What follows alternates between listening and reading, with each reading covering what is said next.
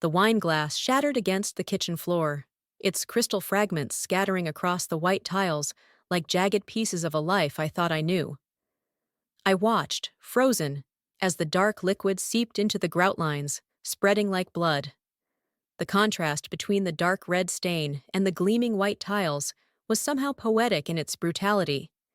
It was almost as if the universe had staged this moment. My world fractured in an instant, shattered just like the glass. But it wasn't the glass that cut through me. It was the cold, emotionless figure of Daniel, my husband, stuffing his designer shirts into a leather weekend bag, as if he hadn't just detonated everything we'd built. "Ashley," I said, my voice startlingly calm. "Your assistant, Ashley? The one you said was just an eager intern?"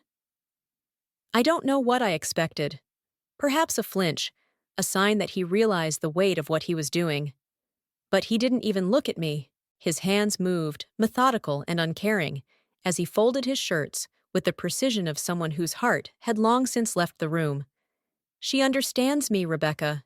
She sees my potential. She doesn't try to hold me back like you do." The words hung in the air, heavy, almost suffocating. How easily he dismissed everything we'd been through, the life we had, the love we once shared. I stood there, stunned, watching him.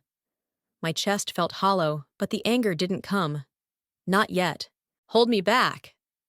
I laughed, though the sound was empty, devoid of humor. I took a step closer to him, my voice steady despite the chaos swirling in my chest. "I supported you, Daniel. Through law school, I helped you build your practice from nothing. How exactly did I hold you back?" This time he paused. He looked up, his eyes momentarily meeting mine. And in that moment, I saw something in his gaze that was almost disgust. It wasn't the look of a man who loved his wife.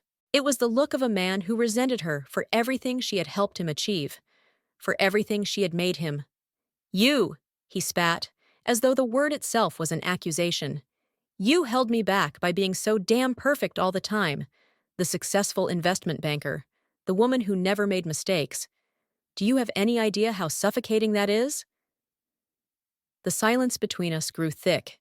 The air seemed to hold its breath, as though the world itself was waiting for me to collapse. But I didn't. Instead, I just stared at him, really seeing him for the first time in months. The man who had been by my side for so long, the man I had built a life with, had become a stranger. The signs had been there. I just hadn't wanted to see them. The expensive new clothes, the sudden obsession with his appearance, the gym memberships that seemed out of place for a man who once could barely find time for a quick workout, the late nights at the office, the dinners we missed, the vacations we postponed, all for the sake of the life we were supposed to be building together. But all along, he was building something else. A life without me. A life with her. I felt sick, but still, I said nothing. I just stood there, feeling the weight of everything we'd lost. "And the trust fund?" I asked quietly, the question slipping from my lips before I could stop it. The one we'd built together. The one that had been our joint effort, our shared dream. The one that had promised us both security and freedom. Daniel's lips curved into a smug smile, and my stomach churned. "Already taken care of," he said, like he was talking about some mundane task, a brief appointment to cross off a list. "Had the papers drawn up last week. Technically, as managing partner of the firm, I had every right to protect our assets." His words were a punch to the gut. I tried to swallow, but the taste of betrayal lingered. That trust fund, the one we had worked so hard to build, the one we had poured our sweat, our sacrifices, and our futures into, was gone, stolen. And it wasn't just the money, it was everything. It was the future we had promised each other, the family we had talked about, the legacy we were going to leave behind. "You can't just take it," I said, the words barely above a whisper. But even as they left my mouth, I knew. He could. He had already done it. Daniel was a corporate lawyer. He had the knowledge, the experience, and the connections to manipulate the system. He knew exactly how to bend the rules in his favor. He had taken what was ours, and now He was walking away, leaving me with nothing but a shattered trust and a broken heart. He zipped up his bag with a flourish.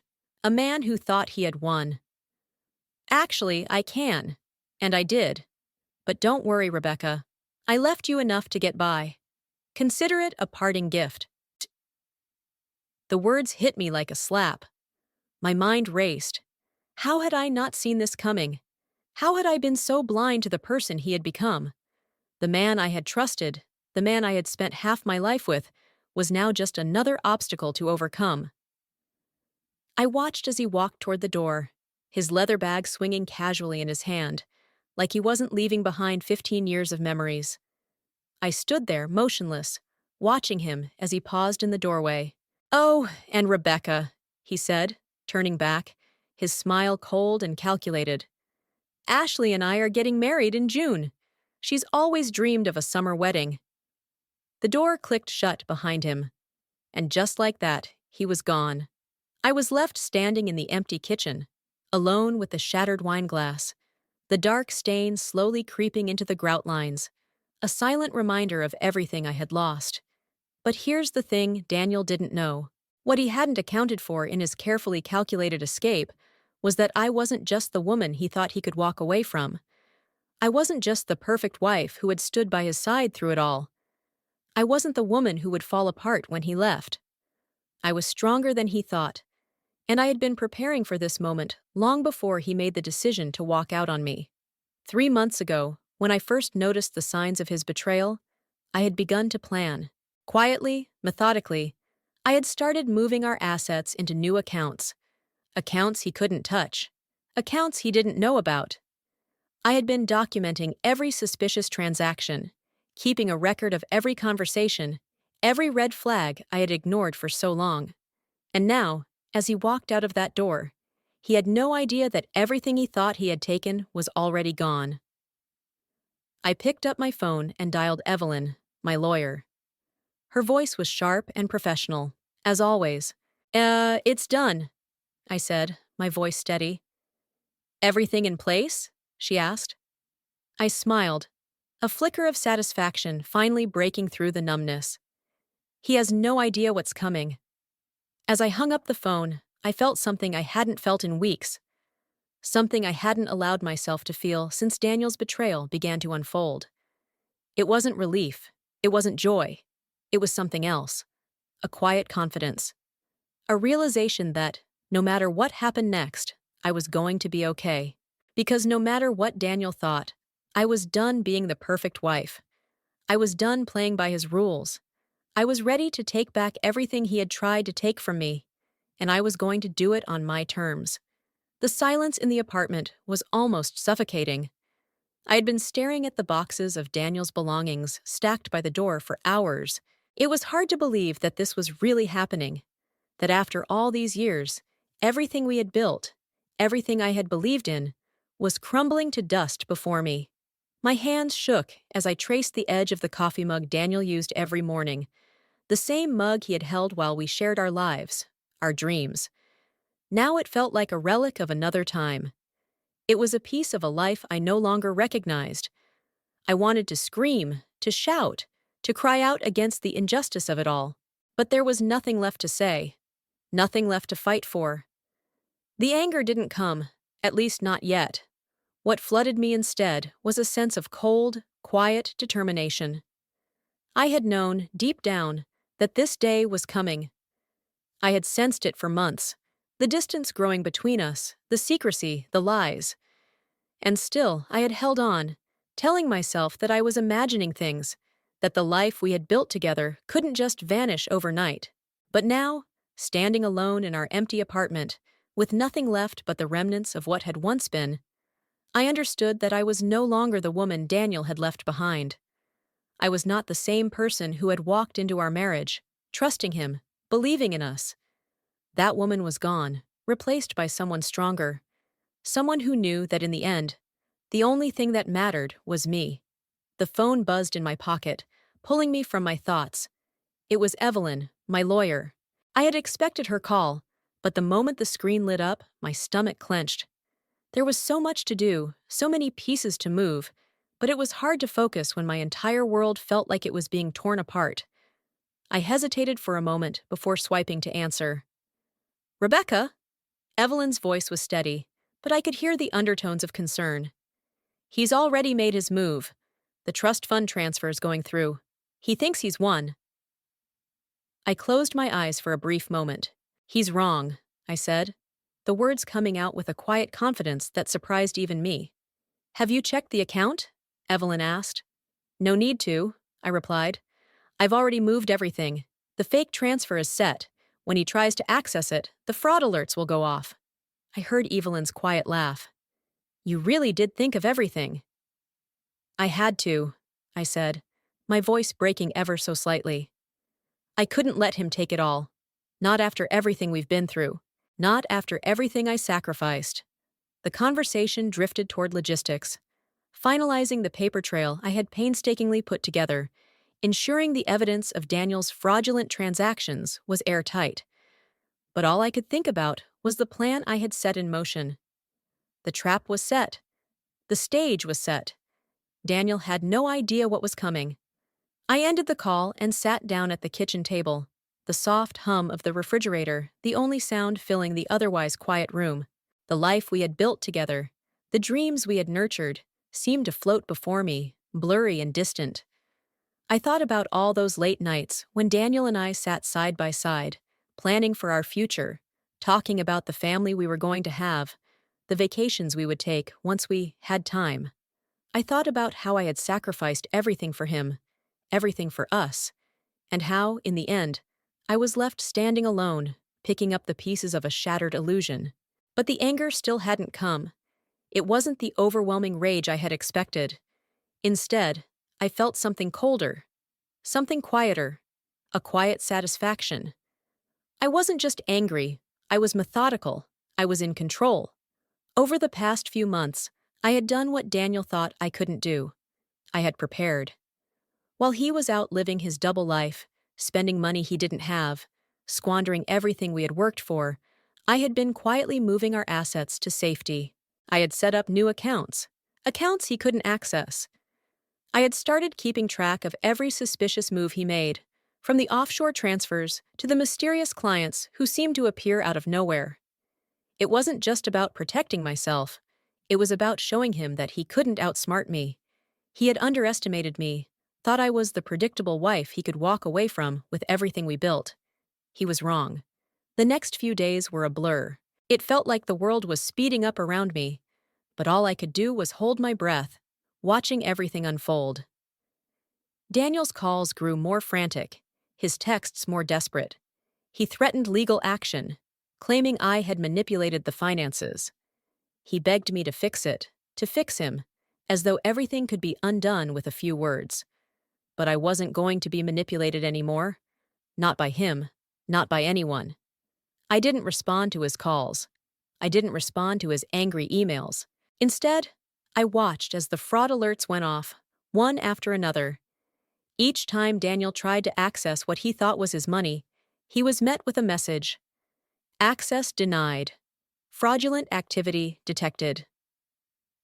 And each time, I felt the weight of what I had done, the satisfaction that came with knowing I was one step ahead. It wasn't just about the money. It wasn't just about the trust fund or the firm we had built together.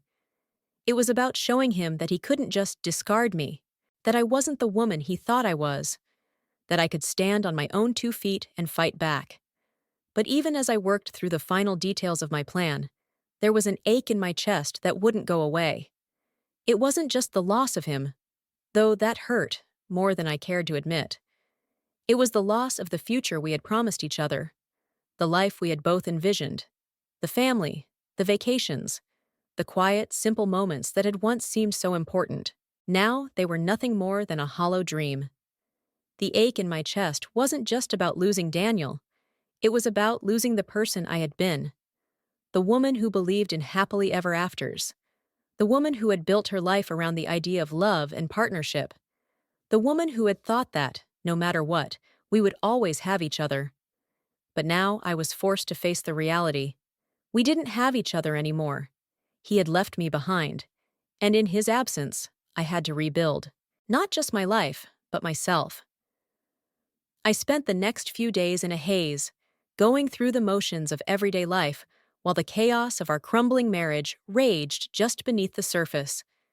I sorted through more of Daniel's things, boxing them up. His favorite golf clubs, his old law degree. Each item was a painful reminder of everything I had given up, everything I had sacrificed. But it was also a reminder of everything I was going to take back. By midnight, I had packed up 6 boxes. They sat by the door, waiting to be taken away. And with them, I packed up the last remnants of a marriage that had never truly existed. The phone buzzed again. It was Daniel, of course. His message was filled with anger and threats, demanding that I fix the situation. He had been trying to access the accounts, trying to retrieve the money he thought he could take. But each time, he had failed. The fraud alerts had triggered, and each failed attempt brought him closer to the truth. I didn't respond. Not yet. Instead, I sat down at the table and took a long, steady breath. I wasn't just waiting for the storm to pass. I was preparing to face it head on. And when Daniel finally realized what I had done, when he finally understood that the life he thought he could walk away with was already gone, he would know exactly who had outsmarted him, and he would understand, too late, the price of underestimating me. The air in the office was cold, far colder than I remembered it. The last time I had stepped foot in here, the space had felt alive, full of potential, of ambition, of the life Daniel and I had shared. The view from the top floor had been a reminder of how far we'd come, how much we had built together. Now, as I stood at the entrance to the office, the heavy silence felt suffocating. The pristine marble floors, the sharp, clean lines of the modern furniture, the glossy glass walls, they all seemed to mock me. This was supposed to be our success. This was supposed to be the place where we built our future, where we carved out a legacy for ourselves. But now it was just another battleground, another arena where he thought he could win. Daniel's office door was closed, the blinds drawn shut, like he was hiding from something, or someone. His world was unraveling around him, and he couldn't escape it any longer. The staff was unusually quiet as I walked through the hall. They avoided making eye contact, some of them casting sympathetic glances, but most of them unsure of what to say. After all, they had seen everything. They had seen the rise of Mitchell and Partners. They had seen our success, and they had seen the slow disintegration of everything we had built. I had been a silent witness to it all, but they, too, had watched as Daniel started slipping away. I knew they understood. I knew they knew. When I reached the door of Daniel's office, I didn't hesitate. I didn't knock. I didn't need to. This was my office, too, after all. Or at least, it had been. The door swung open with a quiet click, and there he was. Daniel, the man I had spent 15 years with, the man I had loved and trusted, sitting behind his massive desk like he owned the world. But today, he looked different. His hair was messy, his clothes wrinkled, his expensive suit unkempt. He was a man unraveling, and there was no hiding it anymore. His eyes met mine, and for a moment, I saw something in them that I hadn't seen in a long time. Fear. For the first time in years, Daniel was scared.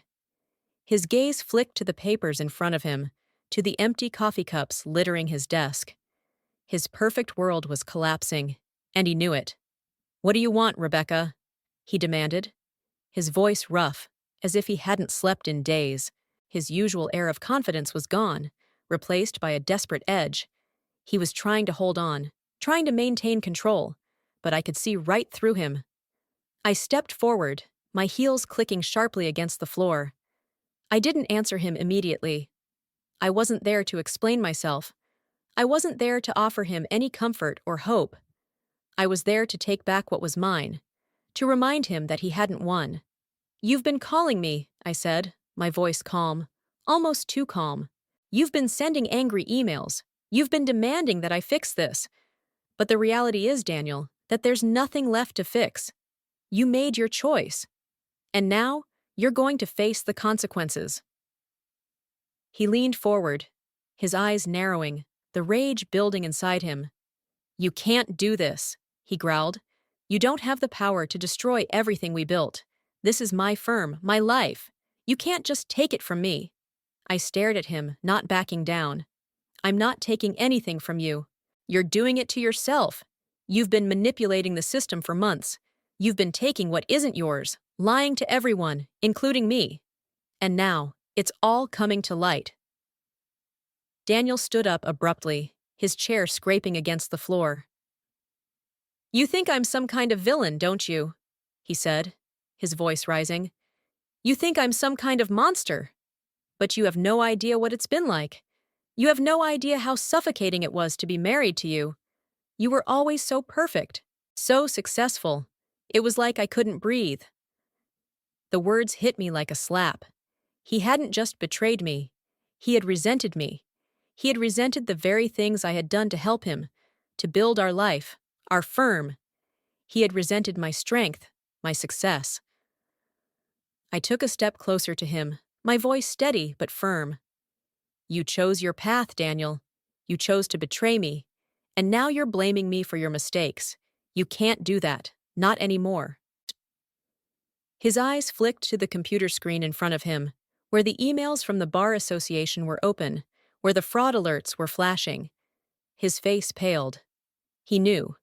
He had seen the truth. He had seen the evidence I had carefully gathered over the last few months. The fraudulent transactions, the secret offshore accounts, the lies he thought he had covered up. "You've been playing a dangerous game," I said, my voice low, but my words cutting through the tension in the room. And now the game is over. The fraud alerts are going off. The Bar Association is asking questions. You've lost everything, Daniel, and you have no one to blame but yourself." For a long moment, there was silence. The only sound in the room was the soft hum of the computer, the ticking of the clock on the wall.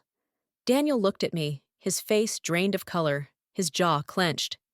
He wasn't the confident man I had married. He wasn't the successful lawyer who thought he could control everything. He was just a man who had gambled with everything and lost.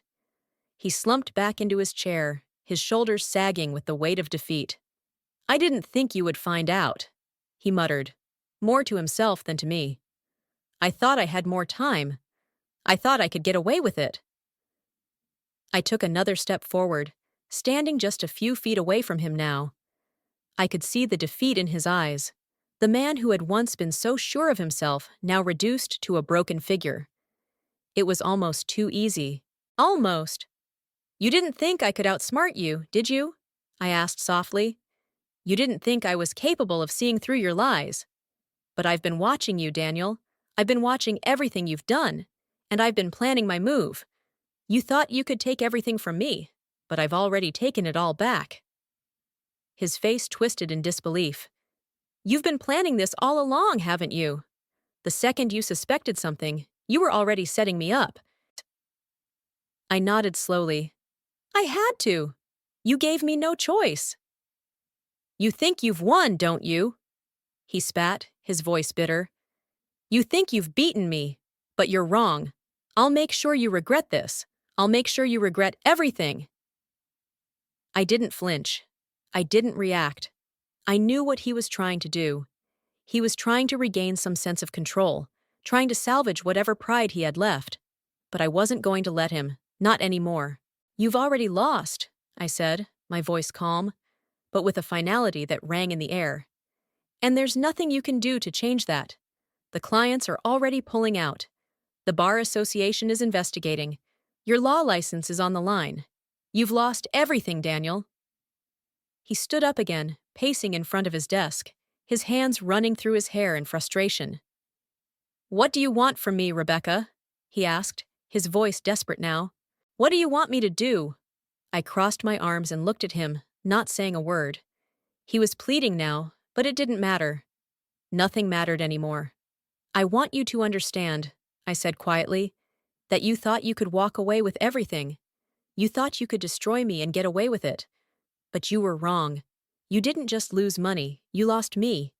You lost everything we built together, and you'll never get it back." His face contorted with anger and shame, and for a moment I saw something flicker in his eyes. It wasn't just rage or pride, it was realization. He was finally starting to understand the gravity of what he had done. "You think you can just erase me from your life," he said softly, his voice cracking. "But you can't. You'll always be a part of me, and I'll always regret what I did to you." I didn't respond. I didn't need to. The truth was already there, hanging in the air between us. He had underestimated me, and now he would pay the price for it. As I turned to leave the office, I heard his voice one last time. "I'm sorry, Rebecca. I'm sorry for everything." But I didn't look back. I didn't need to hear it. I had already won. And as I walked out of Mitchell and Partners for the last time, I felt the weight of it all lift from my shoulders. I had taken back control. I had reclaimed my life. And there was nothing Daniel could do to take that away from me. Charlotte Mitchell had spent 15 years of her life believing in the love she shared with her husband, Daniel. They had built an empire together, Mitchell and Partners, their law firm, the trust fund, the beautiful home, the carefully curated life that everyone around them admired.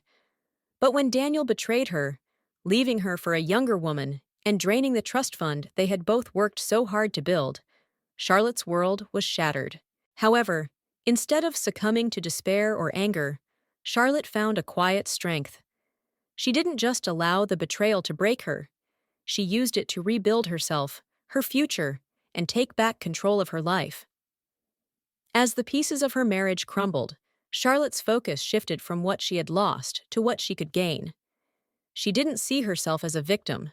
Instead, she saw herself as a survivor, a woman who had the power to regain what was taken from her. Her instincts told her something was off long before Daniel's betrayal became obvious. She began quietly preparing for the inevitable, transferring their assets to offshore accounts, documenting Daniel's shady dealings, and setting a trap that would bring his lies to light when the time came.